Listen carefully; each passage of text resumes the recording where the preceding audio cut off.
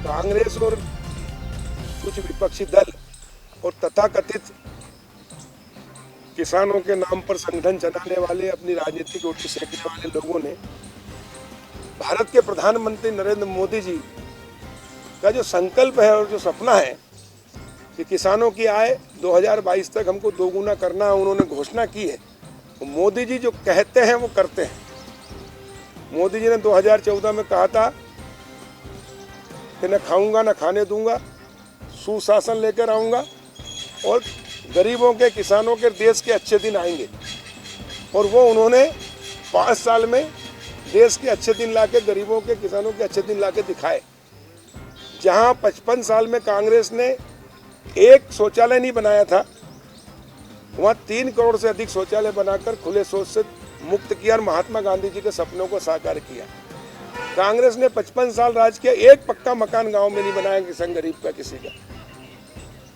मोदी जी ने 3 करोड़ से अधिक मकान बनाकर गरीबों को पक्का छत दिया। पहले इंदिरा आवास कुटी आती थी, 1, 2, 3 ही, एक अनार 100 बीमार, भ्रष्टाचार होता था। राजीव गांधी कहते थे मैं दिल्ली से 1 रुपया बेचता हूँ, गांव में जाते जाते 15 पैसे रह जाते हैं, 85 पैसे सत्ता के दलाल खा जाते हैं। जब राजीव गांधी प्रधानमंत्री थे तो सत्ता पंच से लेकर प्रधानमंत्री कांग्रेस के थे और इसलिए दलाल भी कांग्रेस के थे। लेकिन मोदी जी कहते हैं न खाऊंगा न खाने दूंगा, और इसलिए उन्होंने जनधन खाते खुलवाए और सीधे गरीबों के खातों में पैसा डाला, तो 1 पैसा भी कोई नहीं खा पाया। और उसके कारण 3 करोड़ पक्के मकान बने हुए दिखाई दे रहे हैं।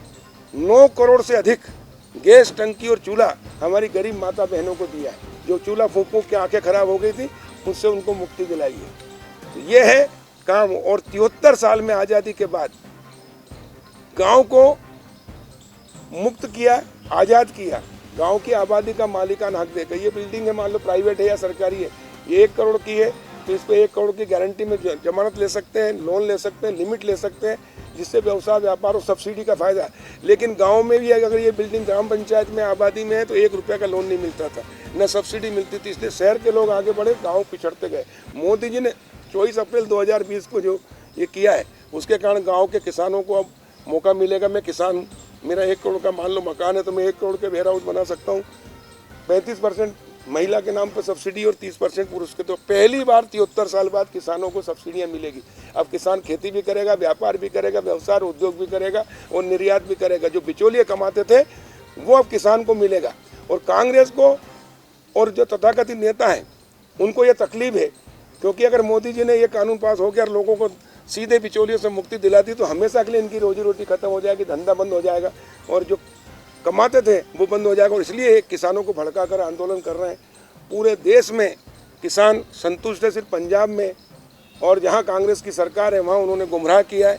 लेकिन मैंने कल चर्चा में भी कहा, आज भी कह रहा हूं कि मोदी जी ने जो 3 नए कानून लाए किसानों के लिए, नए बिल, उस पर प्रदेश और देश के किसानों ने मुहर लगाई है। मध्य प्रदेश में उपचुनाव हुआ, बिहार में विधानसभा के चुनाव हुए, उत्तर प्रदेश में और बाकी जगह गुजरात में भी चुनाव हुए, सभी जगह भारतीय जनता पार्टी की प्रचंड विजय हुई है।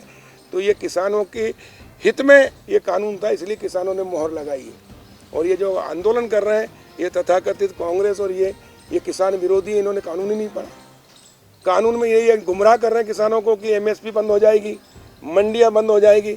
हम कह रहे हैं कि न तो मंडी बंद होगी, न MSP पे खरीदी बंद होगी, सब चालू रहेगी। जो सुविधाएं थी अतिरिक्त किसान को सुविधाएं दे रहे हैं। मैं किसान हूँ, मेरा मंडी में समर्थन मूल्य गेहूँ अगर सोसाइटी में बिकता है 1975 रुपये है और 1975 है, और बजे मंडी में अगर मान लो वो 1900 बिक रहा है या 2000 बिक रहा है, और मेरे खेत से, खलियान से, घर से कोई 2200 रुपये मैंने तय किया कि मैं 2200 में बेचूंगा। और कोई भी पैन कार्ड धारी डायरेक्ट उपभोक्ता मेरे से आके या व्यापारी आके 2200 में मेरा गेहूँ क्वालिटी अच्छी है और ख़रीदता है, तो इनके पेट में दर्द क्यों होता है? तो किसान को 250 ज़्यादा ही मिलेंगे ना।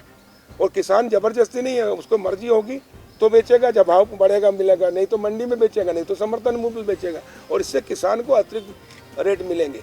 इस एक्ट से ये फायदा होगा कि जितने अभी व्यापारी मंडी में लाइसेंसधारी हैं या शासन पर सोसाइटी से खरीदी होती है, उसके अतिरिक्त और खरीदार मिलेंगे।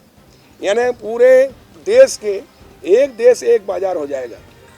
आप उपभोक्ता हैं, आप बाजार से गेहूं लेके आते हैं 2400-2500 रुपये में, किसान को 1975 में मिलता है।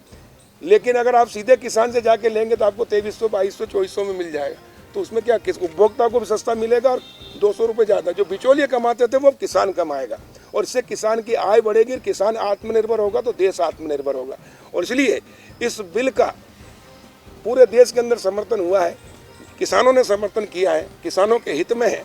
लेकिन तथाकथित कांग्रेस और कुछ नेता, कुछ संगठन इसको गुमराह करके किसानों का भड़कावा बरकरार रहे, लेकिन हम किसानों को भ्रमित नहीं होने देंगे और किसानों को गांव-गांव जाकर भारतीय जनता पार्टी के कार्यकर्ताओं के माध्यम से और हमारे अधिकारियों के माध्यम से भी हम कैंप लगा के गांव में चौपाल लगाकर किसानों के हित में ये एक्ट है इसकी प्रचार प्रसार भी करेंगे, और जहाँ जहाँ हमने किया उसमें हमें सफलता मिली है।